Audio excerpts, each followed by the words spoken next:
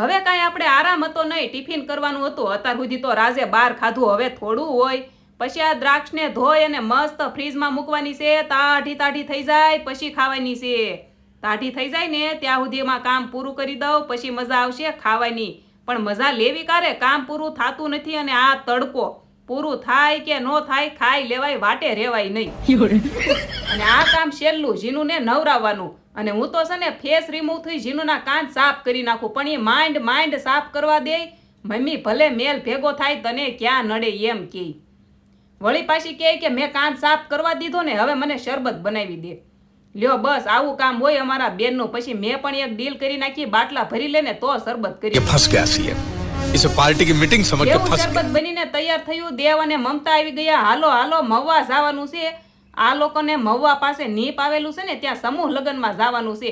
દેશમાં લઈ જવા નાન ખટાઈ લાવ્યા છે, મને શાખવા આપી. સાંજે તો પાછું પ્રોગ્રામ હતો કપૂરના ઘરે ભજીયાનો, તો ન્યા જવાનું હતું. અને આ કમેન્ટમાં કહેજો મહુવા સાઈડ થી કોણ કોણ છે. તો મળીએ નેક્સ્ટ વિડીયોમાં. જય દ્વારકાધીશ. Like share subscribe.